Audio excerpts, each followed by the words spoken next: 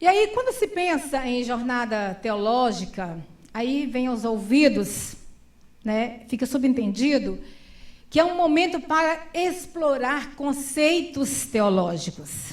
E na minha época de aluna primária de teologia, eu ouvia de tudo um pouco, e a cada conceito, às vezes eu me maravilhava porra demais. E em alguns conceitos, eu queria minha mãe. Você entende? Já se viu assim? Quando você se vê dentro de desconstruções, principalmente desconstruções, algumas extremamente necessárias, algumas vai ficar no campo do saber, enfim. Mas era mais ou menos assim. E quando eu era questionada, então, a responder aquelas perguntas que eram muito diretivas, e aí eu lembro que eu já começava a responder de uma forma mais engraçada, que às vezes a gente nem percebe. Quando alguém te faz uma pergunta e você fica meio que entalada, aí você já começa assim, veja bem. Esse veja bem aí já é uma entonação que a coisa, né, precisa ser digerida de alguma forma para depois falar. E mesmo não sendo, né, eu meio esses turbilhões de informações, de conceitos, mesmo eu não tendo uma afinidade, né, um conhecimento afincado com Karl Barth, mas eu lembro que ele me trazia um consolo quando ele dizia assim: deixemos de lado nossos pensamentos sobre Deus e permitamos que Deus, e não nossos pensamentos sobre Ele, determine qual seja a verdade sobre Deus. E ali eu me descansava. Para começar mais um período. E hoje está muito mais tenso caminhar nos conceitos de teologia, principalmente de um cristianismo religioso, teologia do processo, que é o auge das grandes pressuposições, enfim. As práticas libertadoras, teologia da experiência feminina, teologia global e teologia para uma era pós-liberal. Enfim, há que se perguntar, para que serve a teologia? Pode ser que os teólogos tenham a levado para um campo que eu penso que é um campo de profissionalização da reflexão. E não saia de lá. Mas fato é que a teologia é indispensável à vida e à missão da igreja. Porque quando você fala a um colega de escola ou da faculdade, no seu meio de trabalho, quando você diz, Jesus quer te salvar, você está apresentando para ele uma das muitas doutrinas teológicas, bíblicas, talvez a mais estudada, que é a soteriologia. Quando nós falamos sobre o pecado para alguém, e aí nós somos questionados, o que é pecado? Nós estaremos diante de uma questão teológica, que a teologia precisa responder. Mas a missão se transforma em um ativismo sem direção quando ela não está preparada para responder aos novos desafios e interrogações que surgem da situação desse mundo moderno. E aí eu quero dizer que é um mundo moderno velozmente mutável. E é nessa direção, dentro desse contexto, que compete à teologia a importante tarefa de avaliar o que está sendo feito e de fazê-lo à luz da palavra para ver se isso está, de fato, contribuindo com os objetivos do reino de Deus e sua justiça, que é o que eu considero sua finalidade última. E é por esse viés que, ao pedir o relatório de história aos alunos atuais que estão comigo hoje em sala de aula, História da Igreja, sobre a jornada teológica, eu fiz um pedido que é uma declaração de leitura baseada apenas em um relatório que o aluno vai responder para si mesmo. O que Deus falou comigo. Eu não vou ler relatório. Eu vou ter acesso, por causa da sua nota, ao relatório que você fez aí no seu lugar, respondendo essa pergunta. O que Deus falou comigo. Hoje e na palestra do pastor Bidiel na quinta-feira. Amém? E aí, como eu vinha dizendo, a presente comunicação nessa jornada teológica é fruto de muitas inquietações, de um coração que convive nesses espaços eclesiásticos, dentro de um laboratório onde os caminhos que percorrem as concepções cristãs e seu caráter estão diante de um processo de velozes transformações no mundo inacreditavelmente e inexplicavelmente mutável. Dentro de um indigesto mundo onde se vive as concepções cristãs e seu caráter, emerge uma necessidade de se questionar o que de fato sobreviverá a um mundo mutável. A atividade fundamental da vida cristã e piedosa renunciará ao que é mutável. Tem os corações compungidos, dispostos, recipientes para uma imutabilidade. Tem os cristãos atuais recipientes das mutabilidades, da veracidade de que o Deus que eles adoram é o mesmo Deus adorado por Moisés e revelado por Jesus Cristo.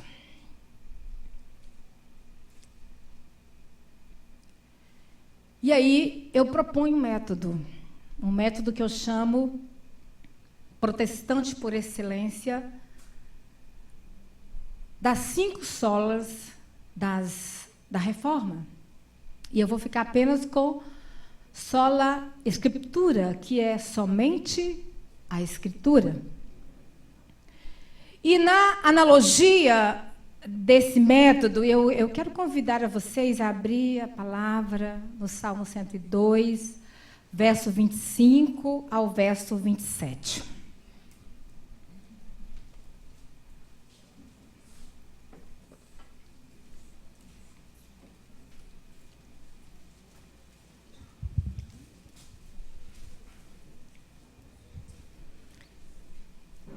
Eu creio que está aí no...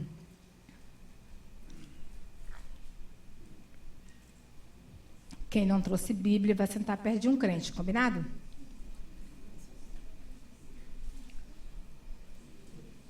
É o texto bíblico.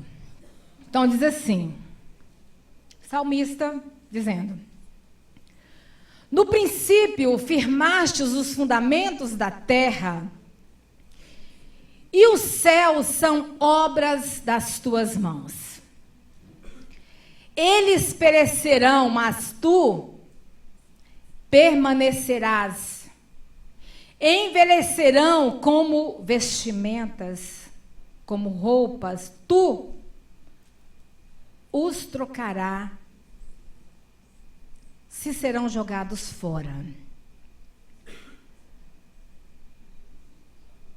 27.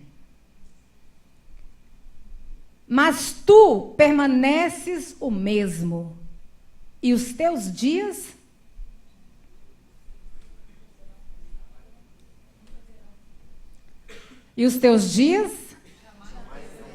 jamais terão fim. E aí eu vou para uma outra tradução. Diz assim: em tempos remotos,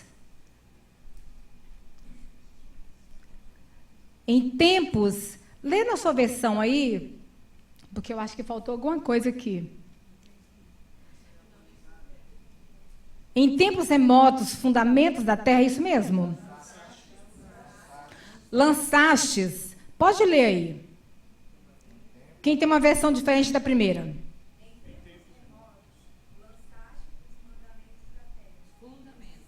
Fundamentos.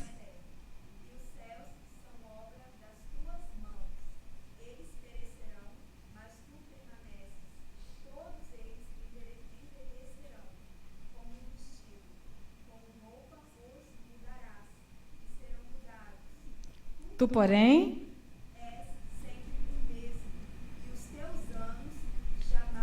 terão fim. Essa versão deu uma clareada bem melhor. Bom, tudo aquilo que se encontra dentro da dimensão do tempo é mutável. Portanto, é imperfeito. A substância das coisas mortais sempre muda e sempre mudará. Duas marcas poderosas, é claro que existem muitas, mas vamos dizer duas determinantes marcas do presente século, é a mutabilidade e a velocidade. Para se ter uma ideia de aceleração atual, vamos pegar em média que para atingir 50 milhões de usuários, o rádio levou 38 anos.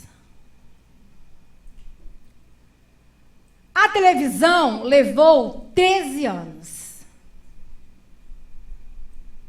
A internet, 4 anos.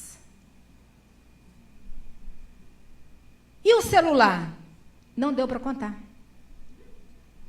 A estatística ficou assim, num instante. Que até para contar é tão veloz que ficou assim a estatística, num instante. Parou aí?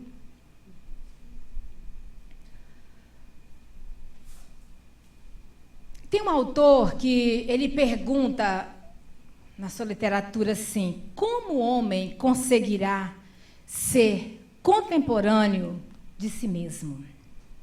Como? Dentro dessa velocidade, dessa mutalidade, temos outros problemas relacionais, porque nós nunca moramos tão perto e nunca vivemos tão longe.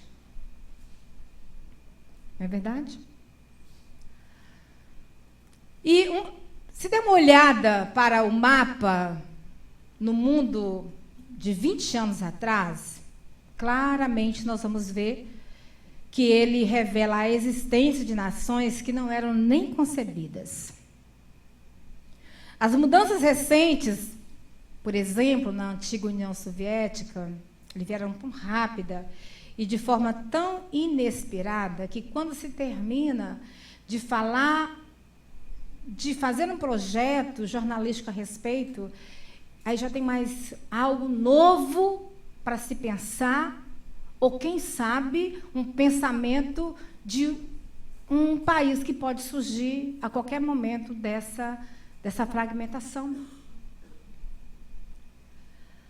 A tecnologia viu, talvez, as mais dramáticas mudanças nos tempos recentes. Aqueles computadores que nós sonhávamos ter, hoje eles são peças nos bazares. E as questões morais? tantas construções e desconstruções. E se você for uma pessoa bastante conectada, você deve estar cansado de ouvir a máxima do mundo pós-liberal, do mundo que ainda podemos chamar contemporâneo, mas já está, esse termo também já está entrando em desuso, mas a máxima é: somos todos os gêneros.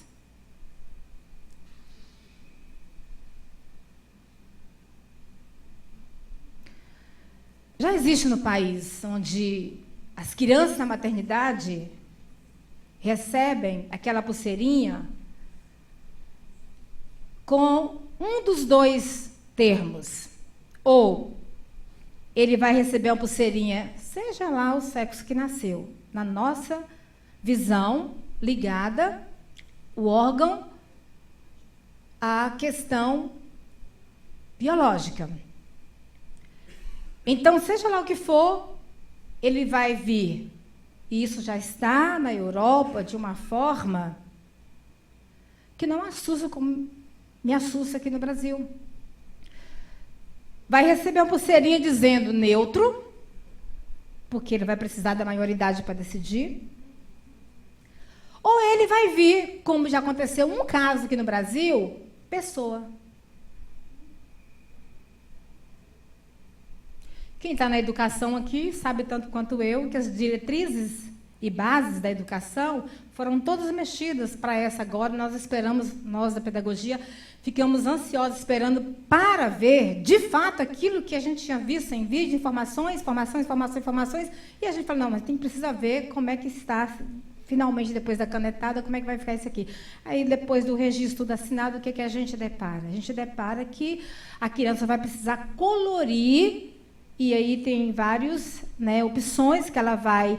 Isso é criança de 6 anos. Eu estou falando de criança que está ainda a ser alfabetizada. Não estou falando de quem está na universidade, não, porque para universitários isso já é algo conhecido.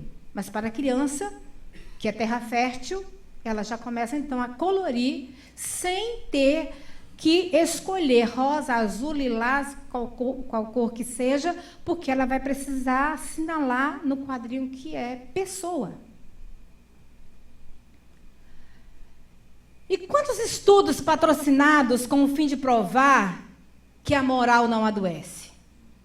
Eu lembro uma vez que essa questão da moral adoece me indignou. Porque eu fiquei pensando assim, não, moral é moral, e ou tem ou não tem. Se tem moral, tem moral. Se não tem moral, não, a moral adoece.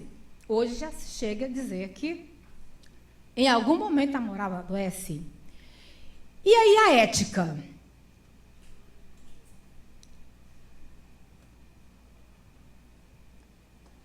Tem um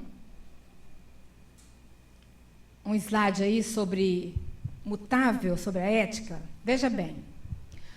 A ética, tanto quanto... Voltando. A ética, tanto quanto a moral, que foram as duas últimas, que existem inúmeros livros no mercado para fundamentar, e isso foi algo muito caro para todo mundo. A ética, tanto quanto a moral, não é um conjunto de verdades fixas, imutáveis. A ética se move historicamente, ou seja, ela está em movimento. Ela se amplia e se afinca, ela se adensa. E para entendermos como isso acontece na história da humanidade, tem aí, basta lembrar que um dia a escravidão foi considerada natural.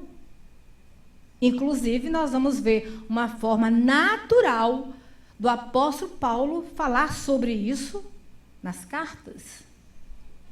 Vamos ver isso na Bíblia?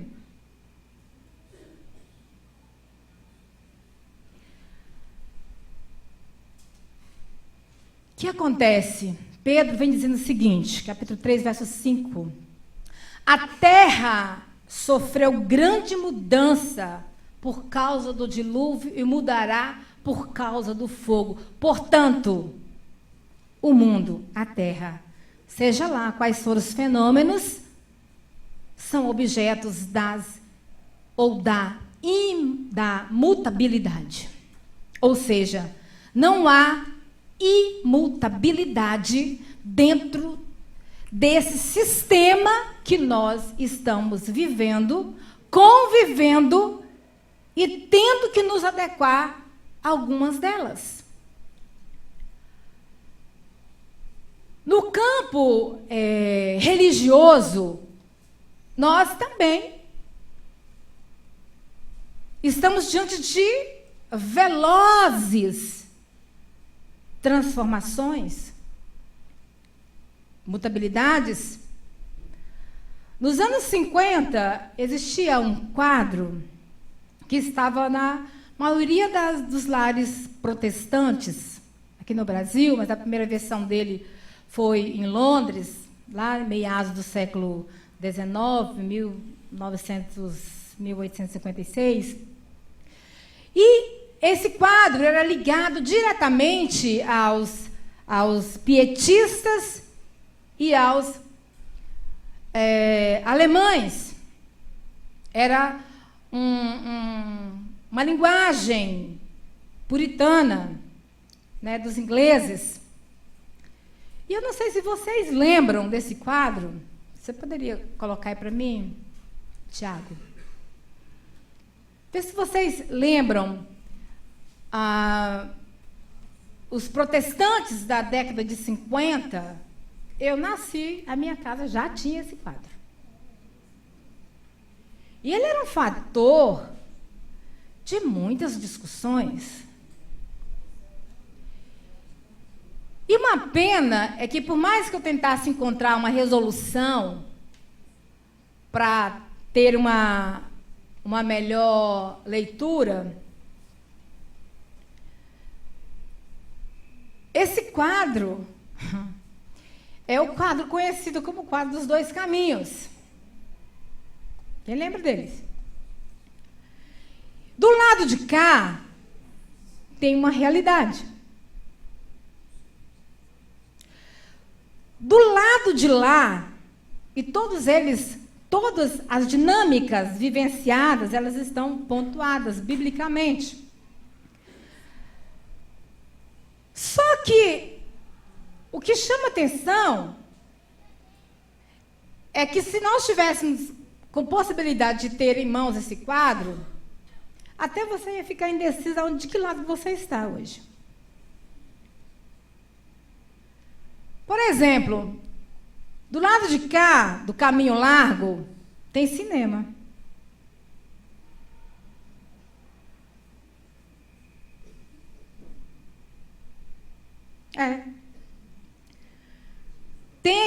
Quem consegue ter uma melhor visão, pode me ajudar? Tem um salão de baile.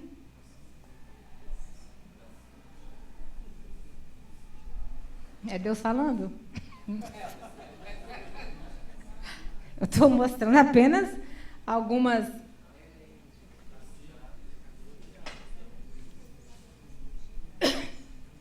fatos. Os fatos. E se a gente ficasse aqui para fazer como... na verdade, quem vai... Vocês podem procurar, por exemplo, vários historiadores, eles se prestaram a grandes trabalhos de tese sobre esses dois caminhos. Tudo bem que o viés deles era o viés chamado iconolastria, que era a questão da arte.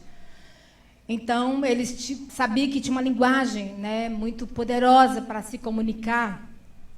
Mas quem vai produzir esse quadro, ele quer passar uma linguagem de várias formas, e eu até observo que até aquele olho lá em cima não foi muito bem analisado.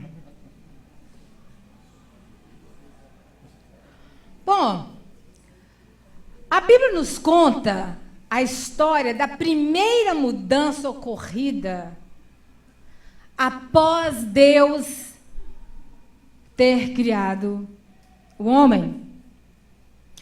Entretanto, Deus quis apresentar o homem assim. O homem, ele é tão maravilhoso, tanto quanto desprezível ou degradável. Isso é uma questão que Deus quis apresentar assim.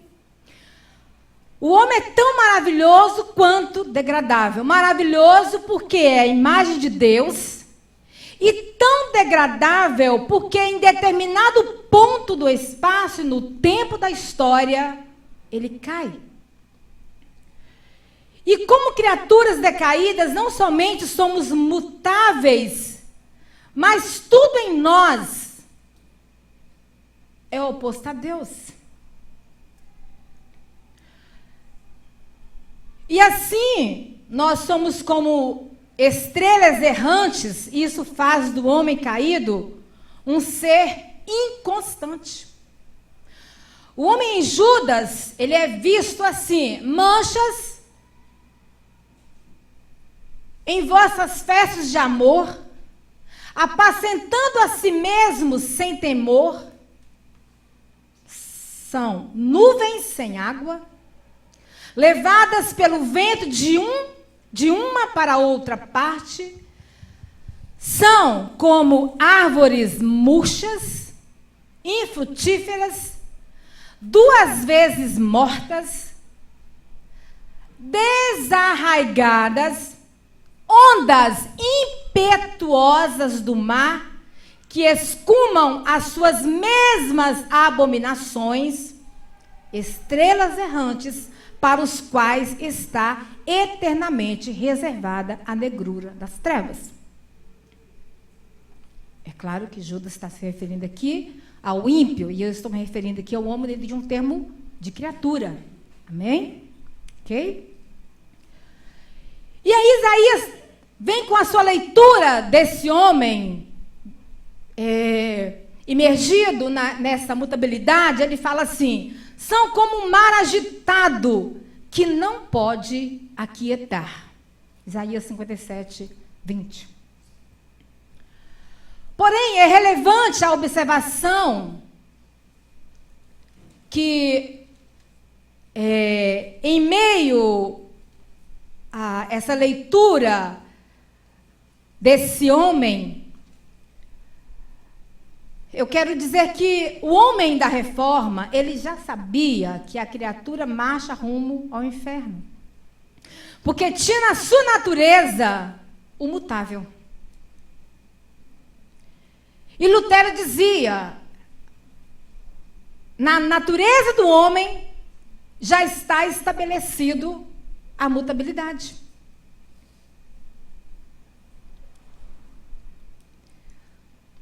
O que acontece é que é relevante observar que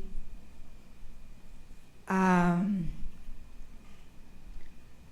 culpa dessa mutabilidade, que é a culpa moral, destituiu o homem, e por isso a compreensão bíblica dos reformadores é que Jesus vem, morre na cruz numa função chamada substitutiva, e uma ação propiciatória, a fim de que esse homem precisa ser salvo da verdadeira culpa que pesa sobre ele. Mas aí vem uma questão que eu disse que é a questão da inquietação dessa mutabilidade desse homem, com a leitura de Judas, com o olhar também do profeta. É que o homem dessa culpa moral, porque as mutabilidades, elas têm sofrido alterações para além das noções bíblicas.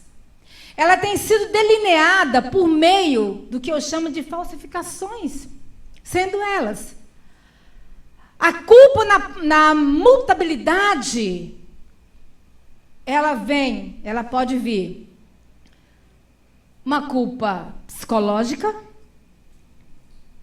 pode ser algo inexistente, ou, quem sabe, é uma fantasia que está te atormentando e te angustiando.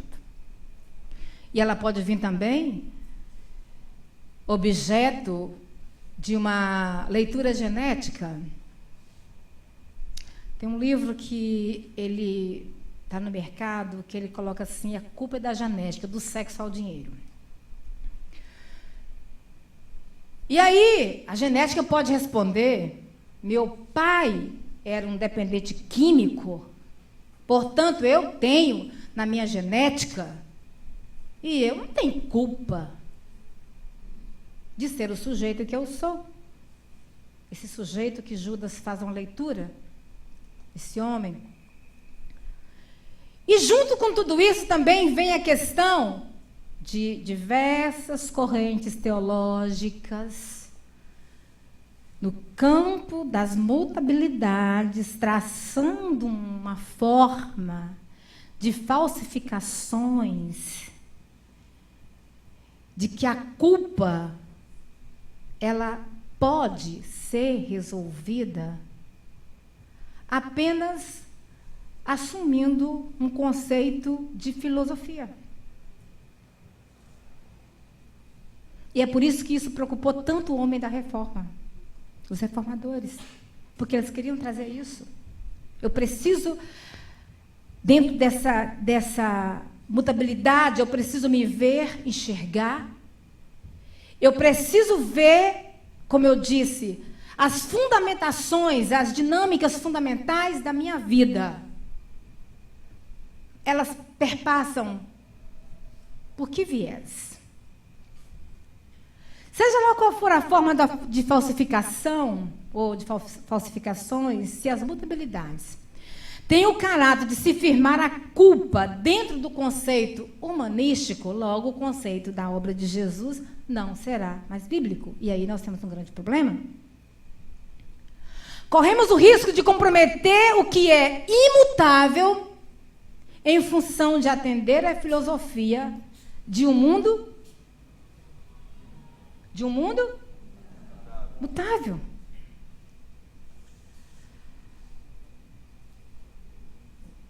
E diante dessas sombras de permanentes variações e mutabilidades, é possível que você, de alguma forma, em algum momento, já se perguntou, como eu pergunto: onde está o homem? Em que lugar o homem se encontra?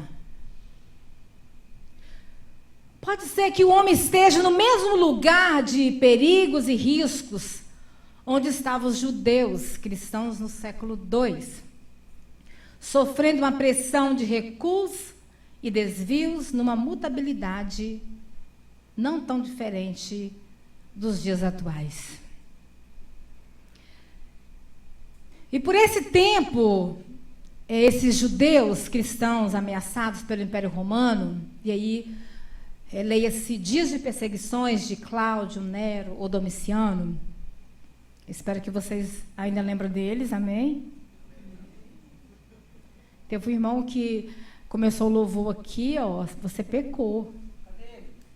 Você pecou, porque você falou assim, não desista, irmão. Não desista.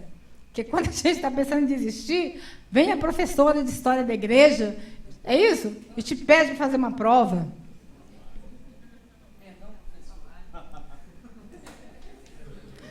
Os alunos que voltaram aqui hoje é uma prova de que não é bem assim. Ou você acha que eles estariam aqui? Então, leia-se Dias de Perseguição, de Cláudio, Domiciano, Nero. O certo é que dentro desse novo, por quê? Porque eles estão saindo do judaísmo e tentando se ajeitar dentro de uma configuração nova, que era o cristianismo, e isso vai acontecer 48 depois de Cristo. Então a gente está falando ali exatamente, se é 33, então você está vendo, eles têm apenas ali alguns anos, nem século. tentando se organizar. E essa comunidade, ela estava em situação de paralisação espiritual. E eles viviam um dilema e com isso não cresciam espiritualmente. Depois eu vou dar para vocês, posso passar esses slides, porque eu gostaria de preparar algo melhor e por isso eu não tive um tempo hábil para preparar o slide dali, mas enfim, vamos caminhar.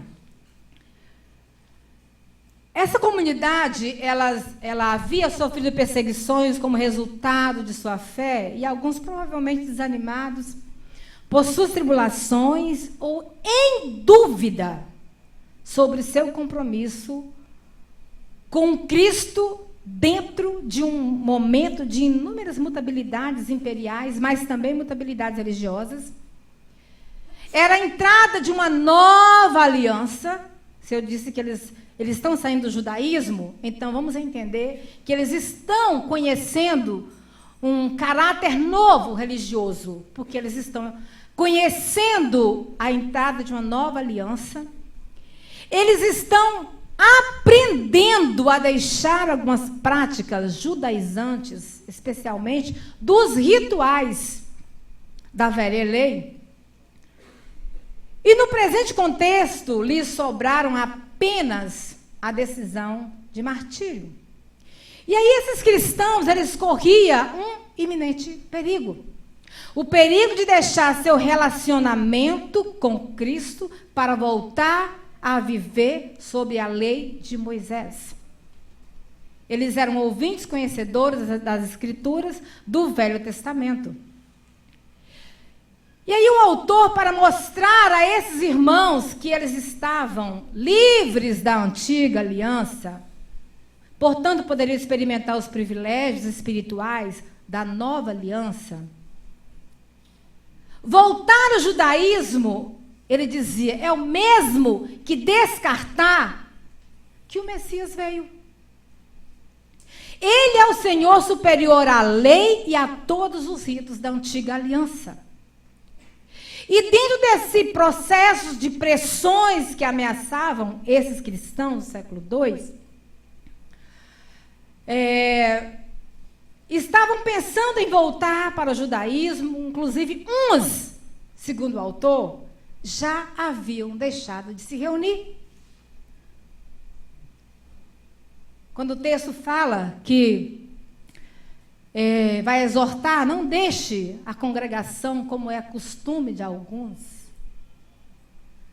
Antes, vamos admoestando-nos uns aos outros, e o autor ele vai insistindo na carta. E tanto mais insistam em conhecer essa nova aliança, em se permitir a essa nova aliança, quando vedes que vai se aproximando aquele dia. E aí é quando entra no cenário a revelação de um dos atributos de Deus, sua imutabilidade. Foi para esse contexto que Hebreus 13:8 foi escrito. Vamos falar junto? Jesus Cristo é o mesmo ontem, hoje e para sempre. Quero ler de novo. Não quero ler como os nossos ouvidos têm acostumado a escutar essa leitura. Nós estamos na jornada teológica. Os nossos ouvidos precisam ter uma audição privilegiada e reflexiva. Jesus Cristo é o mesmo. Ontem, hoje e para sempre. Hebreus, dentro do seu processo de livro também apologético, ele é um forte pronunciamento em defesa da fé cristã contra a apostasia e os recuos e até mesmo os desvios daquela comunidade.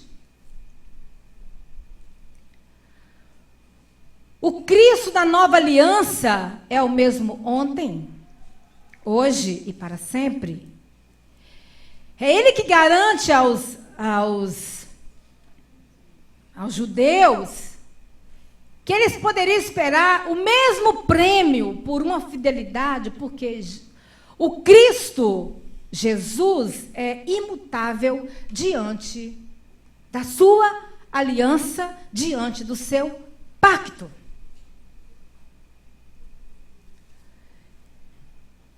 Pergunta: está o homem vivendo dias semelhantes onde a permanente mutabilidade poderá levá-lo ao risco de deixar as práticas dos ensinamentos de um pacto da nova aliança e com isso negar nas suas fundamentais dinâmicas da vida? Eu vou ler de novo. Será que o homem está vivendo dias semelhantes, onde a permanente mutabilidade poderá levá-lo ao risco de deixar as práticas dos ensinamentos de um pacto da nova aliança e, com isso, negar o Messias nas suas fundamentais dinâmicas da vida? O homem cristão moderno vive o Messias, que é o reino chegado entre nós e dentro de nós. Eu vou abrir um parênteses aqui, não tá. Eu preciso escrever porque eu preciso ser controlada pelo tempo. Mas fica essa pergunta para o nosso retorno. Queridos, qualquer ajuda que eu me disponho a fazer em qualquer dinâmica da vida de um indivíduo, principalmente cristão, eu só consigo se esse homem cristão moderno entendeu ou está a caminho de um discipulado para entender que o reino chegou e que o reino vive dentro de nós. Ou seja, as práticas cotidianas, e aí eu estou falando de casamento, eu estou falando de negócios, eu estou falando de política, eu estou falando de tudo em que o homem está envolvido. É a luz da imutabilidade? Ou nós vamos tentar explicar tudo isso dentro de uma perspectiva da mutabilidade e entrar num conformismo e causarmos o mesmo efeito que nessa comunidade houve alguns que não cederam ao pacto da nova aliança, porque também não é tão simples. Quando Hebreus vem, o autor aos Hebreus vem com essa preocupação, é porque ele falou: queridos, uma vez que chegou o pacto da nova aliança, não tem como voltar atrás. Amém? Eu terminei de fazer uma pergunta. Numa reflexão que diz: está o homem vivendo dias semelhantes, onde a permanente mutabilidade poderá levá-lo ao risco de deixar as práticas dos ensinamentos de um pacto de uma nova aliança e, com isso, negar o Messias nas suas fundamentais dinâmicas da vida? o homem cristão moderno vive o Messias, que é o reino chegado entre nós e que vive dentro de nós? Veja bem, é claro que quando nós tiramos a nossa mente dentro de um campo que nós chamamos senso comum, embora na minha linguagem eu estou dentro de um senso comum, mas aí é preciso, né, pensar no público como um todo. Eu estou perguntando: a sua vida, o seu cotidiano, ele revela que você tem ou teve um encontro com o reino de Deus dentro?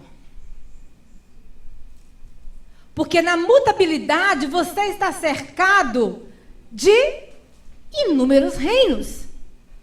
Amém? E a minha reflexão é: se o reino do pacto de uma nova aliança, dentro desse chão de mutabilidades, ele permanece intacto nas suas atividades fundamentais. E aí eu quero dizer que são atividades cotidianas.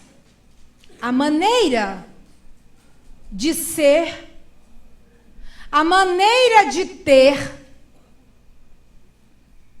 e a maneira de viver dentro desse ambiente de mutabilidades constantes.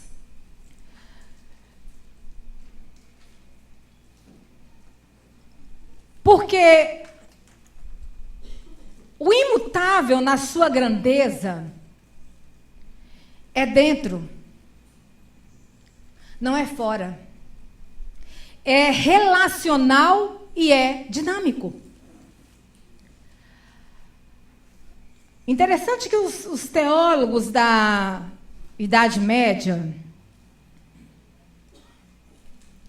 e isso quem pontua é um grande historiador, que eles não tiveram nenhum interesse sobre o aspecto histórico do cristianismo, sequer de escrever uma única obra sobre a vida de Jesus. E aí, vai-se buscar uma referência para entender essa vida de Jesus nesse período da Idade Média. E aí se descobre que não tinha obras a respeito de vida de Jesus. Reino em movimento, reino dinâmico. E entre tantas desculpas do porquê não, havia um temor. E o temor que a Idade Média tinha era que, se as pessoas soubessem que, de fato, o que aconteceria quando as pessoas soubessem que o reino tinha que ser vivido e entendido dentro. O reino de Deus dentro. Porque quando o reino de Deus entra, ele vai causar um impacto que vai gerar liberdade. Que era essa liberdade que eu me referi aos cristãos lá do 2º século, quando eles queriam recuar. Porque a imutabilidade em que eles estavam sendo recipientes era tão grande que parecia ser mais fácil recuar do que continuar dentro da proposta de uma nova aliança. E a abertura da compreensão, do entendimento desse reino dentro ameaçava as estruturas da igreja. Portanto, o dia que a pessoa soubesse dessa verdade, a igreja perderia seu monopólio. E eu não sei quem já assistiu um filme chamado Estigma. E esse filme, né, na verdade, ele estigmata. Desculpa, eu fico tão na questão do estigma dele. E aí ele narra e critica a intervenção da igreja no momento em que ela... Vocês lembram muito bem que eu citava muito isso em sala de aula, assim como O Nome da Rosa e outros mais, porque a compreensão ia causar, e a igreja não queria que causasse. A igreja tinha a força e o poder de manter o monopólio. O que não é diferente do sistema atual que você está vivendo, que nós estamos vivendo. Esse sistema das mutabilidades não é diferente. Quantas vezes você teve que ceder? Eu tive que ceder essas mutabilidades. E aí, em razão disso, esse filme ele mostra muitos padres, né, sendo assassinados, porque havia uma verdade que se a igreja, se as pessoas entendessem que o reino de Deus está dentro delas, embora a gente precisa lembrar que Lucas esse livro foi achado agora, século XX, né, esses escritos, inclusive é um livro apócrifo, mas ele faz referências de alguns textos de livros sagrados. E a igreja lutou para que esse livro não fosse conhecido, porque ele tinha essa verdade, que o reino está dentro. E na proposta da nova aliança, esse reino ele estava em movimento e ele trazia e traz libertação. Porque se o reino de Deus está dentro, eu cheguei no meu escritório, na minha empresa, no supermercado, na creche do meu filho, na prestação de conta de impostos de renda, aonde eu chegar, seja lá qual for a minha atividade, o reino de Deus chegou.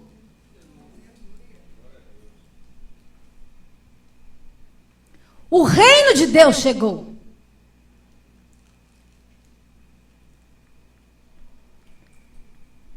Belo e magnífico diálogo. Jesus com a samaritana é no monte de Gerizim. Não é lá. Não é lá. Eu não estou preso a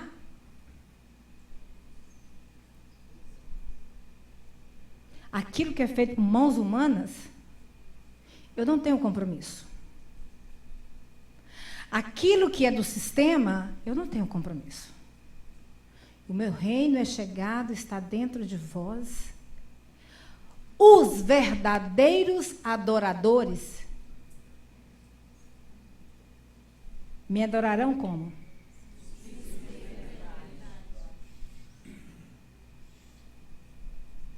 Está resolvido. Inclusive, está resolvida a minha identidade. Talvez o que a igreja não previu era que o imutável não conecta a um reino de redomas institucionais e sistêmicas. As mudanças mundiais, sejam elas de que natureza for, não altera um Deus imutável. E é daí que Tiago chega com toda a força e vai dizer, Tiago 1,17, toda boa dádiva e todo dom perfeito vem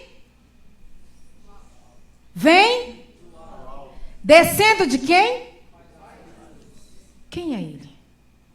Nele não há. Em quem não há mudança, nem. Não é variação, não. Nem sombra. Nem sombra de mutabilidade. Eu estava assim, no empenho, né, de ver o que eu poderia contribuir, como eu disse no início. E aí, claro que você vai viajando com tantas pessoas, né, que se empenham em construir história e ofertar a possibilidade de que você pense um pouco mais, que você reflita um pouco mais. E nessas buscas, eu encontrei um indivíduo muito novo, né, e ele me levou a uma reflexão.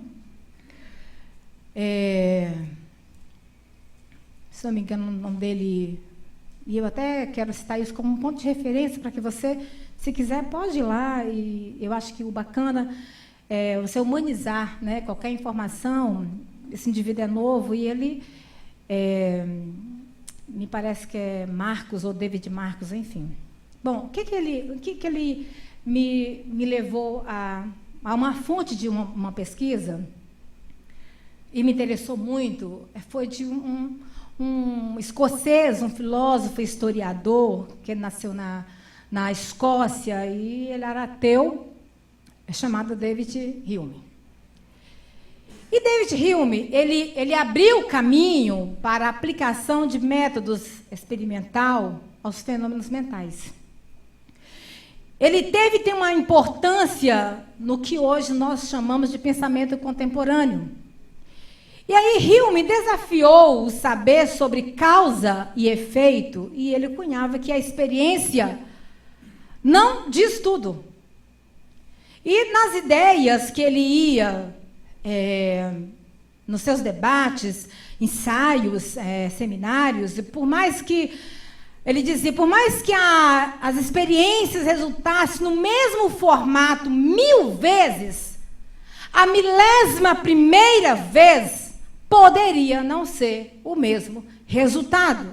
Daí porque ele começa todo esse desenvolvimento para dizer, eu não creio na estabilidade no universo.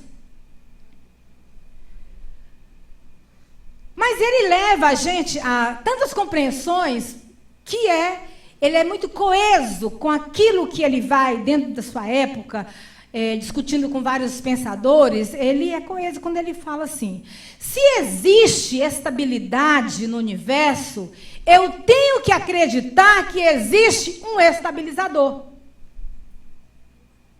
E ele dizia mais, ainda que exista um estabilizador, é preciso depender da personalidade e do caráter do estabilizador.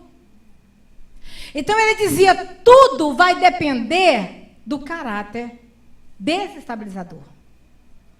Hume era ateu, assim como muitos contribuintes, né, para o pensamento, porque a gente também aprende. No seu ateísmo, Hume, ele contribuiu muito com os pensadores da teologia da imutabilidade da sua época, porque ele não só levou, mas ele elevou a forma de conduzir o pensamento do caráter do estabilizador. E aí começaram, então, aqueles que defendiam a imutabilidade começaram a ouvir Hume dentro da questão de pensamento. Nós não estamos falando de aderir, Nós estamos falando de formas de pensar. Quando você se propõe a pensar o contrário, com embasamento em um pensamento. E aí a gente pergunta, o que a gente aprende, então? O que os pensadores aprenderam com Hume? Será que ele ensina alguma coisa proveitosa na direção desse pensamento? A gente aprende que esse mundo de mutabilidades não tem muito a ver, para quem quer sobreviver a esse mundo de mutabilidades, não tem muito a ver com as leis das mutabilidades, se elas existem ou não. A questão é que aprende-se com Hume que sobreviver nesse mundo significa acreditar naquele que faz as leis da imutabilidade. Deu tilt aí? Deu não, né? Porque tudo é garantido pelo caráter do estabilizador que nunca muda.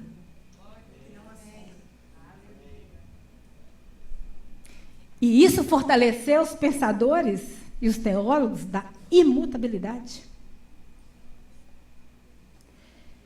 E caminhando por esse método protestante por excelência das Escrituras, a igreja da Reforma, ela crava na história sua defesa pela autoridade da palavra que se firmava quando dizia: toda e qualquer defesa da fé deve ser unicamente baseada nos atos de Deus como revelado nas Escrituras. O objeto da teologia evangélica é Deus na história de seus feitos como revelado a nós em sua palavra, pois Deus é quem Ele é nas suas obras. Esse Deus da Bíblia, pessoal e infinito, é o Criador de todas as coisas e do nada faz o tudo. Sendo a imutabilidade uma das excelências que o distingue de todas as suas criaturas. O conhecimento de Deus não é algo inerente ao homem, não é uma descoberta humana. Não está baseado na razão e na experiência humana, mas é o reconhecimento da graça reveladora de Deus. Queridos,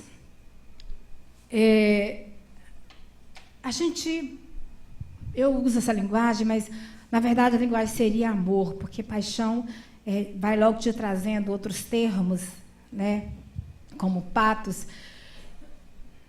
né, que vai formar a palavra patologia, mas não tem como não se prostrar diante de um caráter imutável de Deus. Porque Ele, em toda a história, é quem vai em busca de revelar-se ao homem. Quem era Abraão? Qual o interesse que você encontra em Abraão para conhecer esse Deus? Diga-se de passagem, uma família tradicional que construía deuses. Onde estava Moisés? Qual o interesse de Moisés? Ele vem de uma família, sim, dos hebreus, que tinha uma experiência com Yahvé. Mas quem chega para Moisés, quem se apresenta para Moisés e fala: tira as sandálias dos pés, porque o seu encontro comigo é sobrenatural. A minha revelação a você é dentro de um campo de santidade. Esse lugar é santo. E você vai ver em todo o decorrer da história Deus se fazendo revelar. Deus se revelando ao homem. Deus querendo o homem, amando esse homem com aquelas visões, 2 visões que eu disse. Deus olha para o homem e fala: é tão lindo e maravilhoso e tão degradável.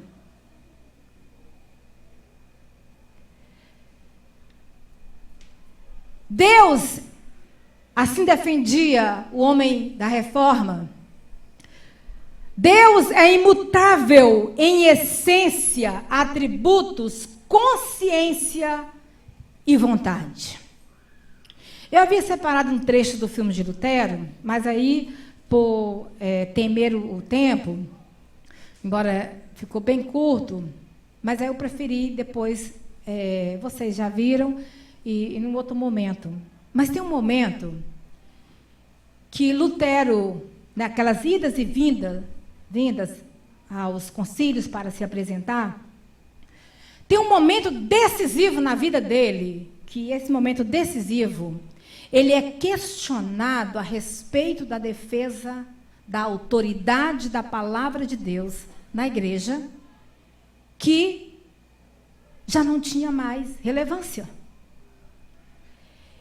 E uma das questões que Lutero traz, a contribuição que ele traz, é uma questão chamada consciência.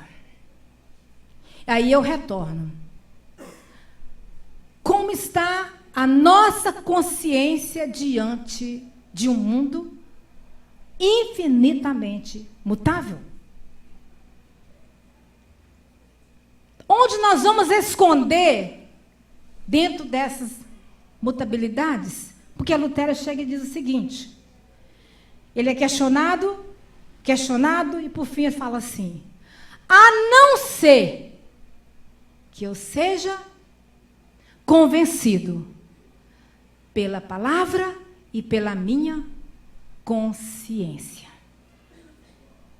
Ali ele estava totalmente aberto ao que a igreja quisesse fazer com ele. Então Deus é imutável por ser absolutamente perfeito, não podendo mudar nem para melhor, nem para pior. Deus nunca evoluiu. Cuidado com o que você canta e cuidado com aquilo que a gente está pregando. E aí eu abro um parênteses para dizer: Deus não precisa de manchete. A Escritura, eu falei que eu estou caminhando dentro do processo da igreja reformada, do pensamento reformado.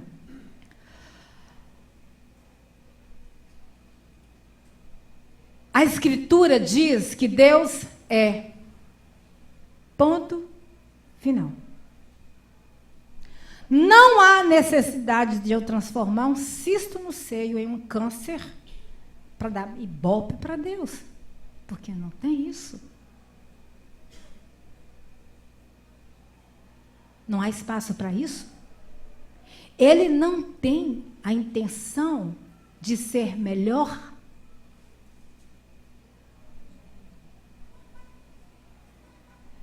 Os profetas viviam isso. Oséias tinha esse coração de se fazer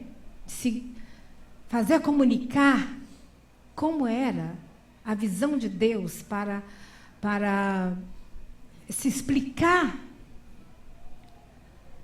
dentro dessa dimensão de mutabilidades. Ele é.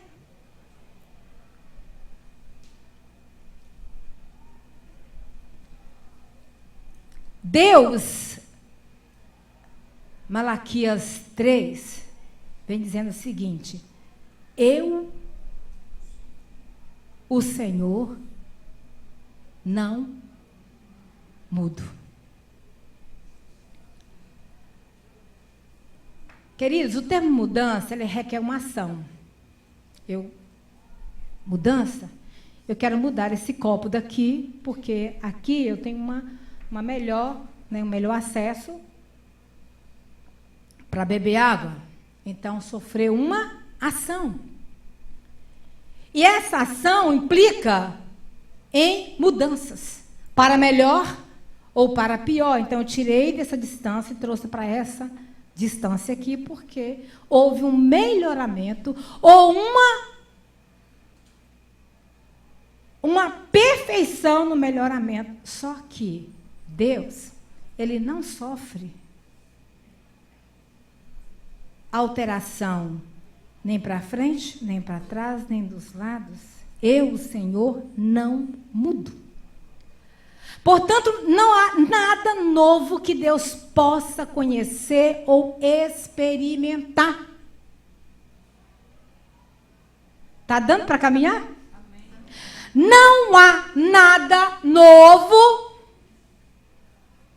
que Deus possa conhecer. Eu vou surpreender Deus. Vou subir no monte, vou ficar lá. Vou me render ao celibatário. E Deus vai se impressionar. Aí o Senhor, pois é. Não tem as suas justiças? Pois é, as suas justiças são como trapos de imundícia.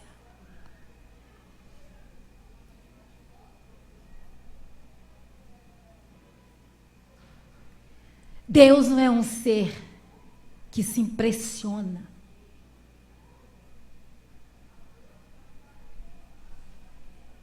Ele não sofre alterações.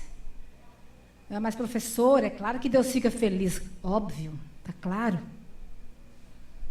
Eu quero dizer, na tentativa, como aconteceu na Idade Média, e como acontece até os dias de hoje, pessoas que elas, no período, principalmente ali da Semana Santa, elas se autoflagelam, porque elas querem impressionar Deus como se pudesse. Não há nada novo que possa conhecer ou experimentar. Porém, Deus não pode ter alterações. Isso significa que Deus não fica mais maduro. Deus não muda de humor. Você já conviveu com pessoas bipolares? Cuidado, porque perto de você pode ter um.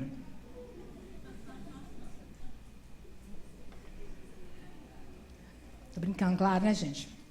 Só para quebrar aqui um pouco. Deus não vai fazer. Israel, eu tenho um plano com você. Você não quis, se divorciou de mim? Pois é. Agora eu estou com os cananeus, porque eu mudei de humor.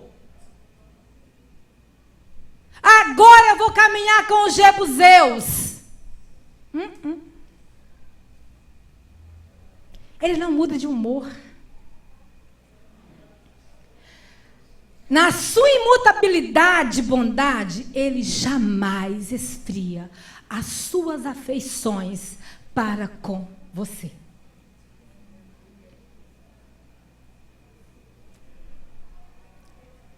Se coloca num lugar onde você sabe que está desagradando,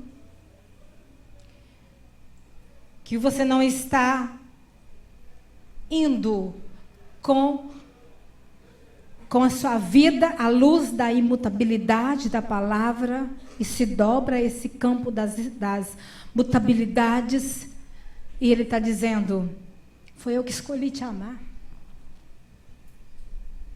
Jeremias escreve bem isso. Eu escolhi te amar. Eu me sinto atraído por você. Não havendo nada novo que possa conhecer ou experimentar, não há mudanças. Mas eu sei, porque, claro que eu ainda sou aluna, mas eu fui aluna de teologia,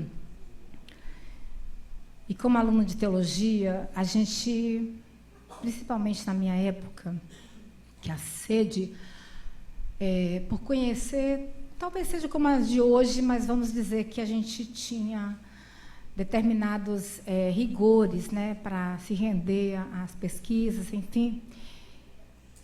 E é possível que existam pessoas que estão assim, mas, professora, na Bíblia que eu carrego, em Gênesis 6:6, diz que Deus se arrependeu de ter feito o homem. Professor, em 1 Samuel 15:35, diz que Deus se arrependeu por ter colocado Saul como rei de Israel.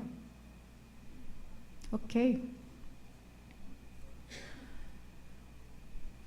Eu teria que ter muito tempo para entrar na questão chamada antropomorfismo, mas eu quero apenas dar uma pincelada. Em ambos os textos, e tem mais um outro, que são 3 famosos, embora eu falo isso, irmãos, mas dentro de mim fica assim, já devia ser mestre, não fica perdendo tempo com isso, sabe? Dentro de mim eu falo, eu quero explicar, porque eu preciso entender que como professora, nem todas as pessoas ainda teve possibilidades, né, de ter esse alcance, mas dentro de mim eu falo, já devia ser mestre, vai ficar perdendo tempo para poder explicar isso, mas eu preciso explicar. Em ambos os textos, o autor está usando essa linguagem que a teologia chama de antropomorfismo, ou seja, atribuir sentimentos humanos a Deus.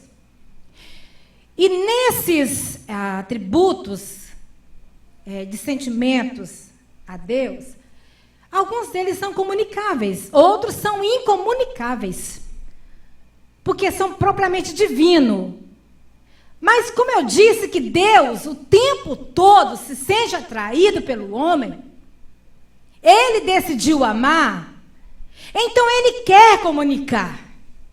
E nessa comunicação, Ele vai acomodar a sua linguagem às nossas limitações. Mas se você tiver tempo para as suas pesquisas, você vai encontrar lá que o termo que pode aproximar dessa acomodação não seria arrepender.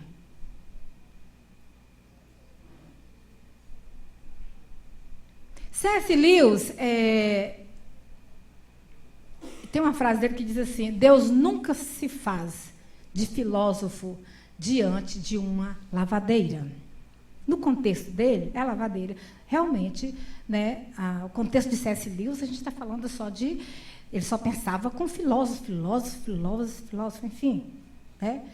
Então, ele fala, Deus nunca se faz filósofo diante de uma lavadeira. Então, Deus nunca vai deixar de comunicar uma verdade, uma revelação, porque Ele se propõe a entrar, a se acomodar na linguagem das minhas e das nossas limitações. E isso não está dizendo que Ele se arrependeu. E a Bíblia está repleta dessas linguagens que é uma aproximação para o homem. O salmista mesmo vai dizer, Deus não cochila, nem dorme. Como? Em algum lugar, Deus é espírito. Jeremias vem dizendo, Deus está madrugando. Acomodações de linguagens. Deus não muda. Entretanto, porém, Ele faz uso das mudanças. Glória a Deus. As alianças de Deus é um resultado dessas mudanças. O sangue dos animais perde o efeito com a chegada do sangue do cordeiro. Ele usa as mudanças para o seu propósito. Porém, ele se encontra fora das leis das mudanças. É bem possível que alguém se inquiete e se pergunta, se Deus não muda, professora, qual a razão da minha oração? Se Deus é estético, Qual a razão da minha oração? Das minhas súplicas? Querido, Deus não muda as circunstâncias, mas Deus muda o coração das pessoas em relação às circunstâncias. Porque Ele é imutável na sua vontade. Jó 11, conversa com a gente. Se Ele está contra alguém, quem o desviará? Salmo 33, o conselho do Senhor é imutável. Provérbios 19, muitos propósitos há no coração dos homens, mas enfim, o que permanece é o propósito. Isaías 14, como pensei, ele vem falando, quem o fará voltar atrás? Agindo eu. Imutabilidade. Já dizia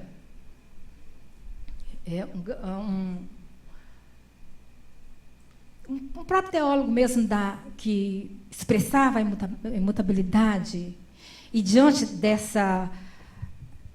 dessas inquietações, peraí, se Deus não muda, então por que a minha prática é essa? Então, como que fica essa inquietação? Aí ele fala assim, olha, Deus, como grande mestre de xadrez, a despeito dos lances do adversário, ele conduz o jogo para a sua própria vitória. Ok? A despeito dos lances do adversário, Deus conduz o jogo para a sua vitória. Em que isso implica? Nesse mundo de velozes mutabilidades, eu aprendo que, na sua imutabilidade, Ele mostra, oh Deus, que podemos confiar nele. A imutabilidade dele nos garante que ele será fiel, independente do nosso caráter. Olha lá o que diz a palavra 2 Timóteo 2,13. Se somos infiéis, ele? Pois de maneira nenhuma pode. Amém. A imutabilidade de Deus é fonte de todo o conforto que a gente precisa quando nós estamos vivendo uma vida de perplexidade e cheia do inesperado. Ou seja, estamos numa rede de mutabilidade todo o tempo. E o conforto que vem sobre nós é que esse Deus a quem nós rendemos é um Deus da imutabilidade. E sabe que o maior ataque que Satanás vem traçando durante toda a trajetória histórica é convencer a alma humana de que Deus se arrepende de amar as pessoas. É querer inserir no coração do homem as suas mudanças diante do olhar de Deus. Eu não sei quantos de vocês são pastores e tiveram experiências com pessoas que já receberam dons espirituais, e essa pessoa se desvia e lá no mundo ela fica bons, longos anos, bons não, ruins, porque fora de Deus não tem nada de bom. E quando ela retorna aos braços do Pai, o que acontece com ela? Porque Deus continuou no mesmo lugar. Os dons é dele. E ele permanece no mesmo lugar. O anel vai estar na mão do Pai para colocar no dedo do filho quando ele voltar. Mas ele está no mesmo lugar.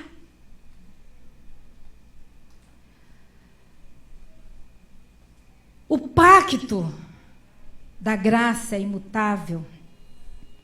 Aí Carlos Wesley cantava: quando enfim chegar o dia, pela sua.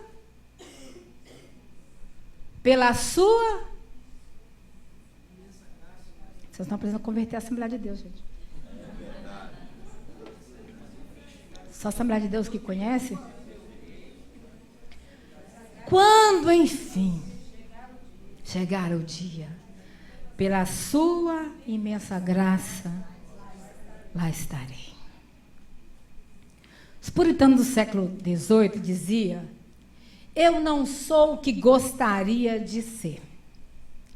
Não sou o que deveria ser, mas pela graça de Deus, já não sou mais quem eu era. Isso é tudo. Isso só pode acontecer porque a imutabilidade de Deus está afincada, não sofre variação. Tá difícil, queridos. Tá difícil. Sobreviver ao mundo de velozes mutabilidades. E aí, como as perspectivas dessa apresentação é histórica, então sempre eu vou estar voltando no homem da reforma e principalmente Lutero. Lutero vem e conta para nós que 2 passarinhos estavam brincando e observavam os homens indo e vindo.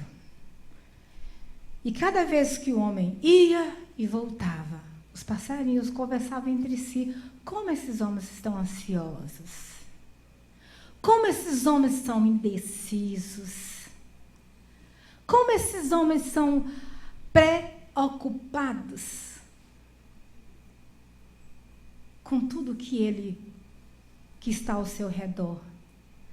Aí, de repente, Lutero conta que um passarinho vai falar para o outro assim: sabe por que eles estão tão inquietos assim? É porque eles não têm um Deus igual ao nosso.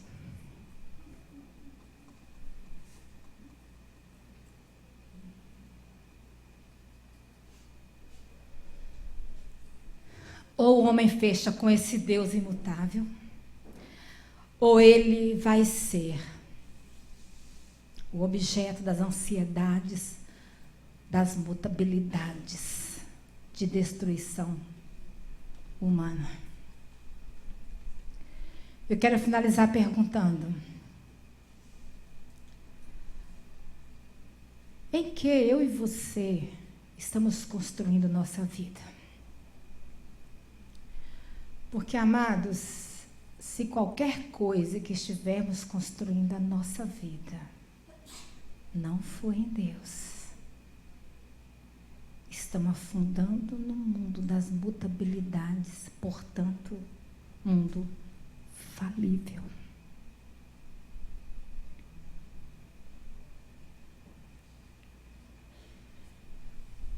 E esse mundo falível é um mundo em que os passarinhos entendiam melhor do que nós. E é por isso que poeticamente a Bíblia vai dizer: olha só, eles não têm o quê? Os passarinhos.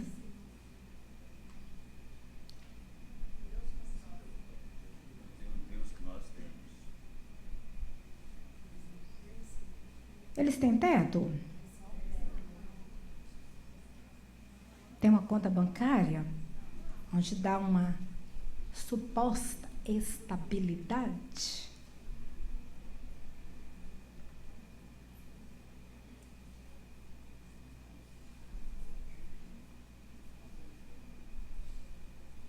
Ou será que eles não fazem parte de um mundo tão falível quanto eu e você?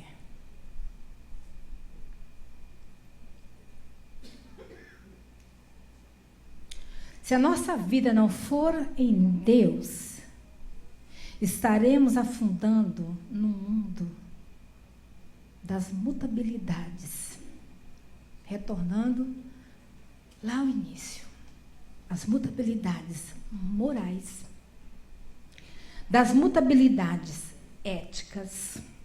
Se eu for entrar na questão ética do presente momento, nós passaremos a noite inteira.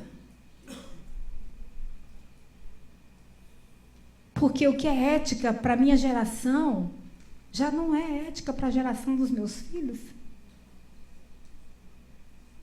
O que é moral para mim, o que foi moral e é moral para a minha geração, já não é moral para a geração dos meus filhos e não será para a geração dos meus netos. Portanto, falível. E se qualquer coisa que nós fizermos, se a dinâmica da nossa vida não for uma vida fundamentada em Deus, que é imutável, nós estamos propensos à falência. Não vejo conforto melhor que esse. Quando eu me proponho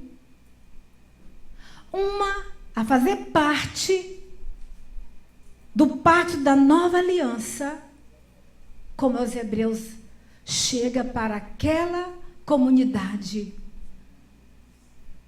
pronunciando quem era esse Deus que eles estavam aderindo no cristianismo. O caráter dele é que ele é antes de tudo. Ele está lá na eternidade. E isso foi um consolo e um conforto para aquela comunidade. Queridos,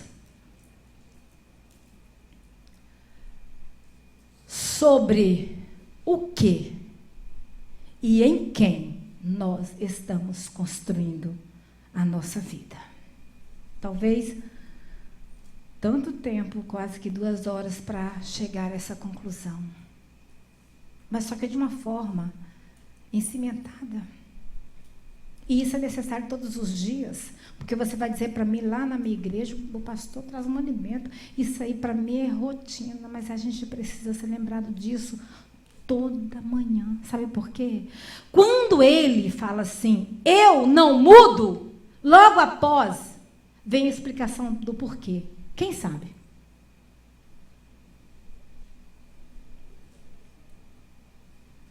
Quando ele vem dizendo, eu não mudo,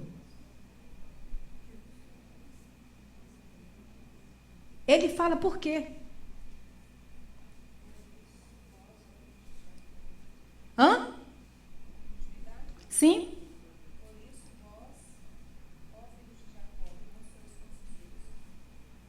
Sabe por que não muda? Nós seremos consumidos.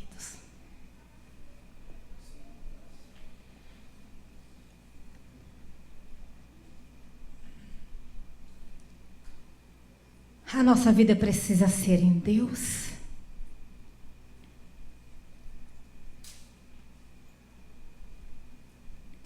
Entender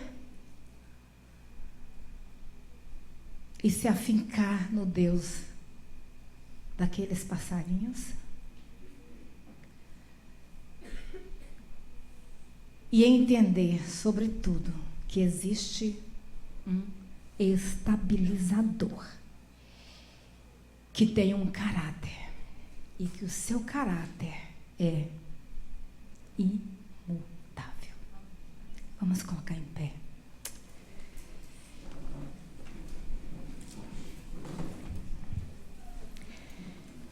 Nos restam 15 minutos. E nessa aplicabilidade, eu quero que de 2 em 2 Nós oremos ao Senhor.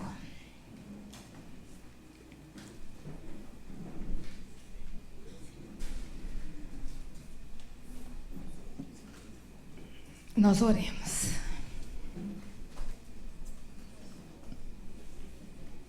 Nós estamos diante de um Deus de caráter imutável. E eu não sei qual é a direção da sua oração.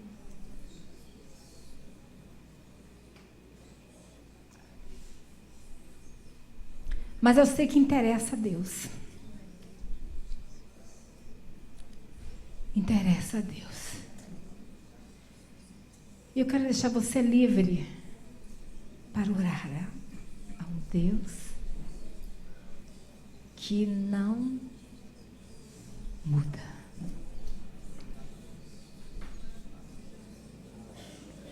Ó bondoso.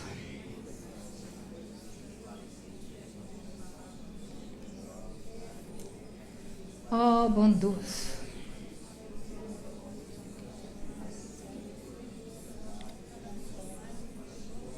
Nós seríamos consumidos.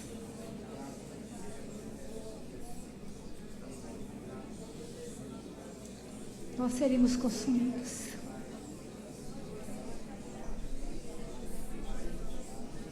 Nós seríamos consumidos.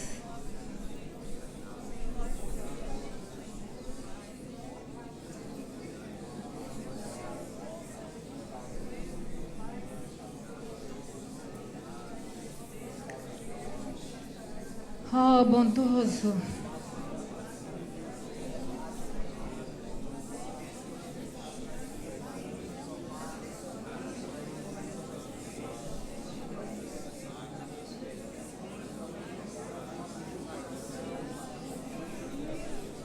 Ah, se não fosse. Oh, obrigado, porque somos o principal motivo da sua imutabilidade.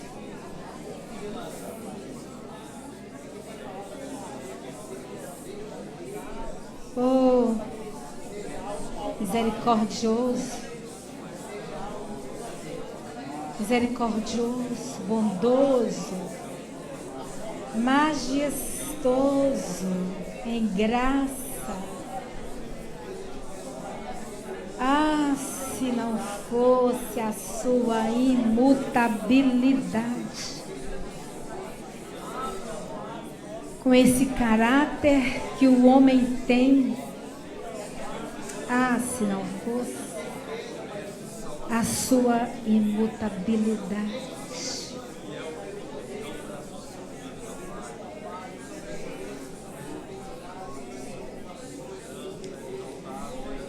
Obrigada, Senhor, porque por causa da sua imutabilidade, eu posso crer no amanhã. O meu conforto está garantido. O meu conforto está garantido pela sua imutabilidade. Porque Ele vive, posso crer no amanhã. Olha a imutabilidade aí. Não tem temor. Não há temor.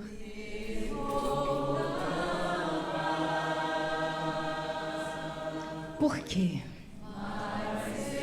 Eu sei. Eu sei. Eu sei. Está na mão do estabilizador. No caráter de um estabilizador. Que vivo eu.